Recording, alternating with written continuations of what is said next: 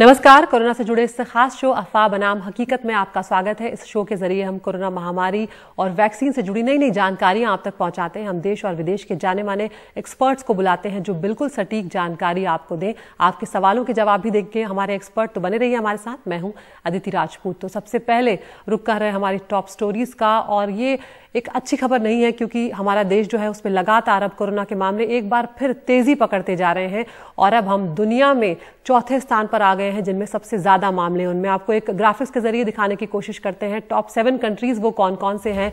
Brazil यहां पर सबसे ऊपर है 83,926 मामलों के साथ। अमेरिका दूसरे नंबर पर है 53,147 मामलों के साथ। फ्रांस में एक बार फिर मामले बढ़े हैं 36,307 मामलों के साथ। भारत चौथे स्थान पर आ गया है 28,903 मामलों के साथ। उसके बाद इटली का नंबर है, रूस का नंबर है, और आप देख रहे हैं कि ब्रिटेन में काफी हद तक काबू एक तरह से पा लिया है। हम देख रहे हैं यहाँ पर 5,363 मामले जो हैं वो सामने आए हैं। तो किस तरह से ये जो केसेस हैं ये एक के बाद एक परेशान कर रहे हैं, और महाराष्ट्र जो है वो उसमें सबसे ज्यादा चिंता का विषय बना हुआ है। तो यहाँ पर हम देख लेते हैं हमारे साथ खास मेहमान जो हैं वो भी जुड़ने जा रहे हैं। डॉक्टर राकेश मिश्रा हैं, डायरेक्टर हैं centre for cellular and microbiology के। डॉक्टर साहब बहुत बहुत स्वागत है आपका हमसे जुड़ने के लिए। यहाँ पर हम चौथे स्थान पर आ गए हैं डॉक्टर मिश्रा, जो बिल्कुल भी अच्छी खबर नहीं है, जबकि अब से कुछ हफ्तों पहले तक ऐसी स्थिति नहीं थी, लेकिन अचानक से एक बार फिर जो है वो स्थिति बिगड़ती जा रही है। और महाराष्ट्र में तो केंद्र की तरफ से ये कह दिया गया है कि महाराष्ट्र में ये दूसरी लहर है। तो क्या अब एक तरह से ये आशंका अब बन चुकी है, या कहा जाए कि एक तरह से ये मान लेना चाहिए कि अब एक बार फिर तेजी आने जा रही है भारत में नंबर्स को लेकर? नहीं, जिस तरह से आप देख रहे हैं उससे तेजी तो आ रही है, नंबर ऑफ केसेस बढ़ रहे हैं, लेकिन इसका ये मतलब नहीं है कि हम निराश हो जाएं, क्योंकि हमें तरीका पता है। हमको मालूम है कि वायरस कैसे फैलता है। बहुत सीधी सी बात है, वायरस एक आदमी से दूसरे आदमी को फैलता है और हर व्यक्ति इसको रोक सकता है। तो ये हमने शायद लापरवाही किया, इलेक्शन हुए, मेट्रोज और मैरिज पार्टीज और तरह से केयरलेस रह के ये सिचुएशन लार्जली इसी वजह से हुई है। अगर हम इन्हीं चीज़ों पे थोड़ा काबू करें, थोड़ा डिसिप्लिन में रखें, तो हम इस स्प्रेड को कंट्रोल कर सकते हैं। हम पहले भी करके देखा है, पहले लॉकडाउन की वजह से हुआ, अब जो है हम बिना लॉकडाउन के भी कर सकते हैं अगर हम जिम्मेदारी लें एज ए सिटीजन और अपनी जिम्मेदारी समझें और ठीक से हमेशा मास्क पहने, बेफजूल ये भीड़ में मत ना जाएं और ठीक से हाथ साफ रखें। क्योंकि अभी तो आप देख रहे हैं केसेस बढ़ रहे हैं, ज़्यादातर एसिम्प्टोमेटिक हैं, मॉर्टेलिटी कम है, ये सब ठीक है। लेकिन अगर हम इसी तरह से वायरस को आज़ादी देते रहे सब जगह फैलने की, पहुंचने की, तो वायरस के ऐसे भी म्यूटेंट्स, ऐसे भी वेरिएंट आ सकते हैं जो हमको बहुत परेशान कर सकते हैं। हमारे पास वैक्सीन है, हमारे पास इतनी ज़्यादा जानकारी है अब कैसे इस डिजीज को कंट्रोल कर सकते हैं, तो उसका इस्तेमाल करना चाहिए। और अभी भी बहुत लेट नहीं हुआ है, और हम अगर अपनी कमर कसें और सोशल वैक्सीन और जो अवेलेबल वैक्सीन है उसका इस्तेमाल करें, तो हम पहले जैसी स्थिति, उतनी खराब स्थिति में पहुंचने से बच सकते हैं। हम जैसे कि नेशनल लॉकडाउन से बच सकते हैं। जी, हमारे साथ डॉक्टर वीर पुष्पक गुप्ता भी जुड़ रहे हैं, ब्रिटेन से, नेशनल हेल्थ सर्विस यूके से हैं वो।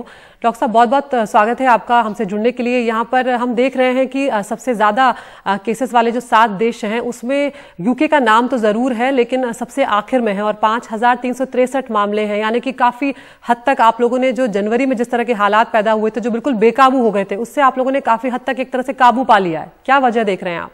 शुक्रिया मुझे शो पे बुलाने के लिए। देखिए, 2 वजह हैं यूके की। जो केसेस कम हुए हैं, आपने पूछा था मुझसे, उसकी मेन वजह जो है वो 2 हैं। एक तो लॉकडाउन बहुत स्ट्रिक्ट था यूके में। पिछले 2 महीने से ना कोई रेस्टोरेंट्स, ना कोई पब्स, ना कोई बार्स, ना कोई नाइट क्लब्स, और ना ही कोई सिनेमाज ओपन है, और काफी स्ट्रिक्टली लोग सोशल डिस्टेंसिंग रूल्स को फॉलो कर रहे हैं। और दूसरा जो वजह है वो है vaccination programme. I think UK का जो वैक्सीनेशन प्रोग्राम है इस वक्त दुनिया का one of the fastest growing vaccination programme है। 25 मिलियन लोगों से ज्यादा जो हैं उनको फर्स्ट डोज वैक्सीनेशन की मिल चुकी है, और 5 या करीबन 5 मिलियन लोगों को दूसरी डोज भी मिल चुकी है।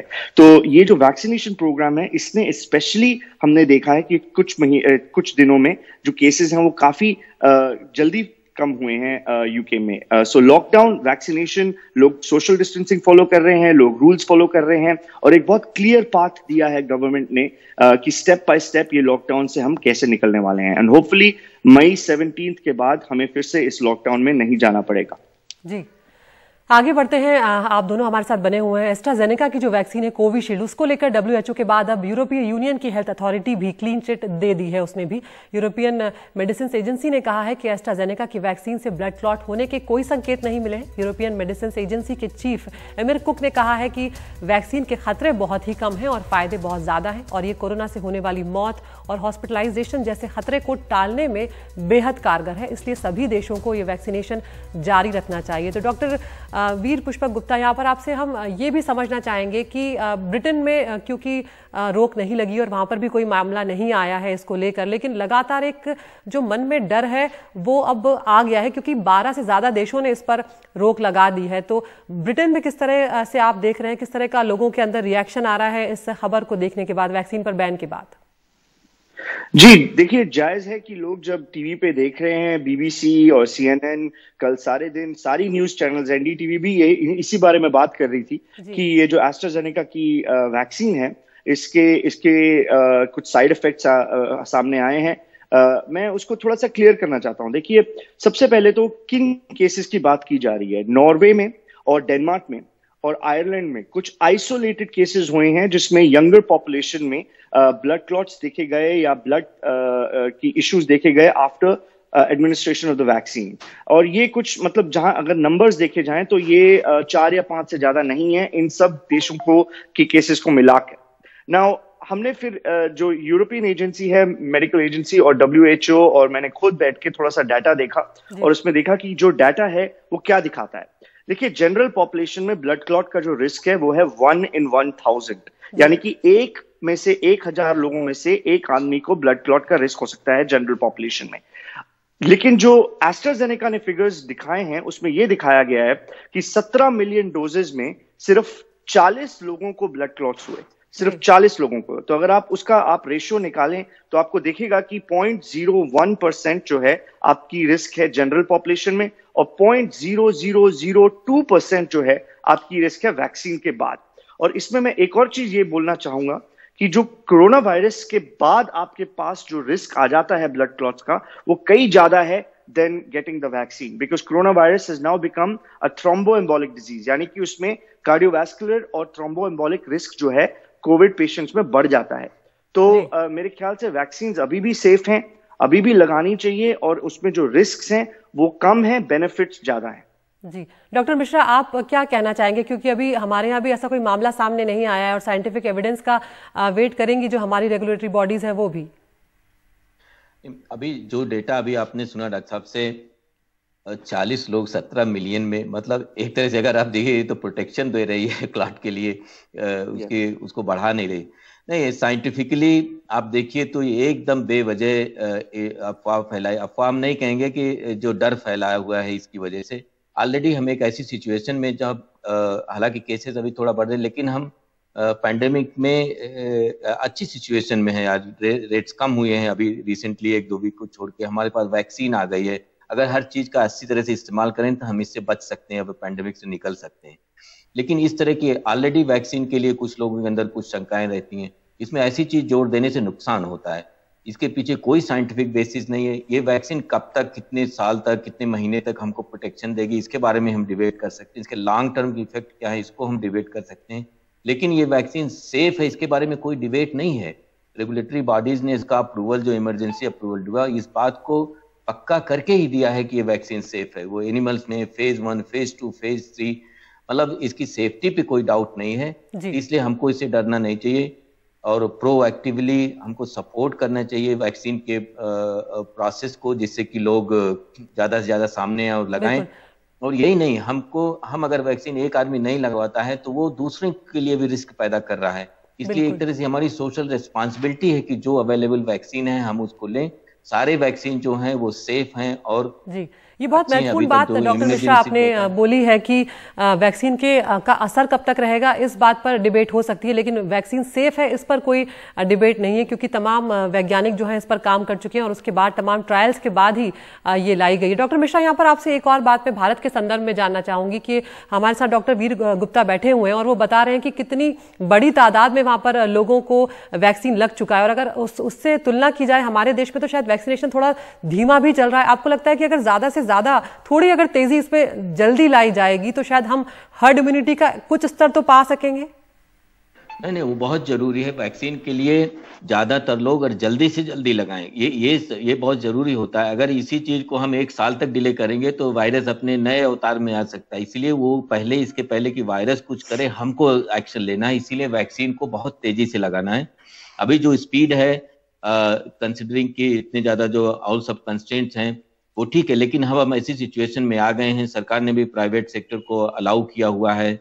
अभी तक जैसा हमें पता है सप्लाई की कोई प्रॉब्लम नहीं है, तो हमको ये चाहिए कि इसको और थोड़ा एक्सीलरेट करें और प्राइवेट पार्टनर्स को बुलाएं। और मेन चीज ये है कि पब्लिक के अंदर ऐसा हो कि इसकी डिमांड है और लोग जा रहे हैं। कहीं कहीं पे सुनने में आता है कि लोग नहीं पहुंचे और कम लोग पहुंचे, तो इसको कम करना है। घर घर जाके हम वैक्सीन देने वो ऐसा प्रोग्राम कर सकते हैं, जो लोग नहीं चल सकते, नहीं आ सकते हैं, या 24 आवर कर दें या एक्सटेंडेड आवर्स में जो लोग उनको टाइम, मतलब हर चीज हम इस देश में कर सकते हैं। ये चीजें ऐसे बात नहीं, और मुझे लगता है कि जरूर सरकार इस बारे में सोच रही होगी। वीर पुष्पक भी अपनी एक बात रखना चाहते हैं। जी डॉक्टर वीर पुष्पक।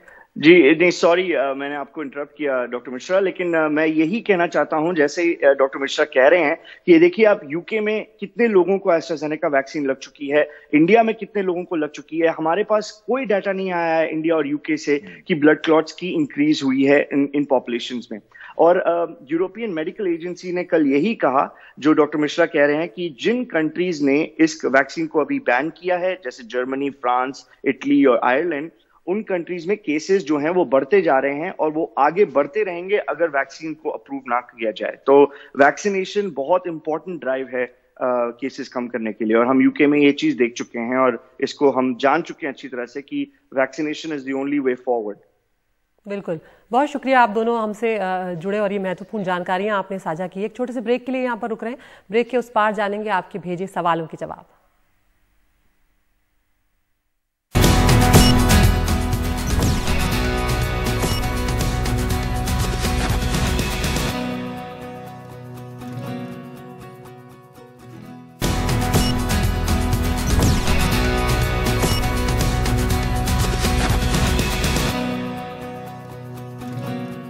और ब्रेक के बाद एक बार फिर आपका स्वागत है और अब वक्त है आपके सवालों का। हमारे साथ doctor Veer Pushpak Gupta national health service UK से जुड़े हुए हैं। डॉक्टर साहब, एक बार फिर से आपका स्वागत है। पहला सवाल साक्षी पूछेंगी गुरुग्राम से। नमस्कार डॉक्टर जी, मैं साक्षी गुरुग्राम से। मुझे आपसे एक प्रश्न पूछना है। 75 से ज्यादा उम्र वाले लोगों को क्या वैक्सीन दिलवाना जरूरी है? अगर वो ज्यादा घर से बाहर नहीं जाते तो भी क्या उनको दिलवाना जरूरी है? जी शुक्रिया साक्षी, आपने बहुत अच्छा क्वेश्चन पूछा। देखिए जो एल्डरली लोग हैं, जैसे आपने कहा 75 से ऊपर के जो लोग हैं, उनको वैक्सीन और भी जरूरी है। उनके लिए ही वैक्सीन जो है वो सबसे जरूरी है, बिकॉज वही लोग हैं जिनको या तो डायबिटीज की बीमारी हो सकती है, या हाइपरटेंशन की बीमारी हो सकती है, हाई ब्लड प्रेशर जिसे कहते हैं, या किडनीज का इशू हो सकता है। तो ऐसे लोग जो हैं वो इम्यूनो कॉम्प्रोमाइज्ड कहलाए जाते हैं, और इम्यूनो कॉम्प्रोमाइज्ड और एल्डरली का जो मिक्स है वो सबसे ज्यादा डेंजरस है कोरोना वायरस के लिए। तो इन लोगों को वैक्सीन सबसे पहले लगनी चाहिए। सारे देशों में जब वैक्सीन लगी तो सबसे पहले एल्डरली लोगों को ही वैक्सीन लगी। तो यस, चाहे वो घर पे रह रहे हों या वो बाहर जा रहे हों, उन लोगों को वैक्सीन सबसे पहले लगनी चाहिए। बिल्कुल। अगला सवाल मुंबई से पूछेंगी प्रज्ञा। नमस्कार, मेरा नाम प्रज्ञा है और मैं मुंबई से बोल रही हूँ। मेरा सवाल ये है कि जैसा कि यूरोप से काफ़ी सारी न्यूज़ आ रही हैं कोविशील्ड वैक्सीन को लेके, और जिनको सुन के थोड़ा सा डर भी लगता है, तो क्या इंडिया में भी कोविशील्ड वैक्सीन को लेके कोई साइड इफ़ेक्ट्स अभी तक दिखे हैं और क्या हमें डरने की ज़रूरत है? Thank you. थैंक यू प्रज्ञा, आपका क्वेश्चन बहुत अच्छा था। एंड मैं यही इसी शो पे यही हमने बात करी है आज। और जो वैक्सीन को लेके जो इश्यूज आए हैं अभी रिसेंटली, वो ज्यादातर ब्लड क्लॉट्स के ऊपर आए हैं। और मैंने पहले शो में कहा कि जो नॉर्मल जनरल पॉपुलेशन का रिस्क है ब्लड क्लॉट्स का, वो है 1 in 1000। और यहाँ पर 17 मिलियन डोजेज एस्ट्राजेनेका के लोगों को लग चुके हैं, जिनमें रिस्क सिर्फ 40 लोगों में देखा गया, जिनमें ब्लड क्लॉट सिर्फ 40 लोगों में देखे गए। तो रिस्क बहुत कम है ब्लड क्लॉट्स का इन वैक्सीन से। और जो जनरल साइड इफेक्ट्स हैं वो हैं जैसे कि जहां पे आपने वैक्सीन लगाई वहां पे शायद थोड़ी पेन हो सकती है कुछ दिन तक, खांसी जुकाम या फिर फीवर कुछ दिन तक, लेकिन वो सब जो है वो रिजॉल्व हो जाता है। ज्यादातर जनरली कोई इससे ज्यादा बड़े रिस्क देखे नहीं गए हैं और मोस्ट लोगों को वैक्सीन जो है वो ठीक से सूट करती है उनकी बॉडी को। बिल्कुल, बहुत शुक्रिया डॉक्टर वीर पुष्पक गुप्ता, आप जुड़े और आपने अहम जानकारियां साझा की हैं। तो वैक्सीन की सेफ्टी को लेकर कोई सवाल नहीं है, ये दोनों ही डॉक्टर्स हमारे साफ कर चुके हैं और तमाम वैज्ञानिक भी बोल रहे हैं। तो हमें वैक्सीनेशन से तो नहीं डरना है, लेकिन हमें इस बात से जरूर डरना है कि कोरोना अभी तक गया नहीं है और अगर हम जरा सी भी सावधानी बरतने में लापरवाही करेंगे तो हम इसकी चपेट में आ सकते हैं। तो आप अपना ध्यान रखें, अपनों का ध्यान रखें। आज के शो में इतना ही, नमस्कार।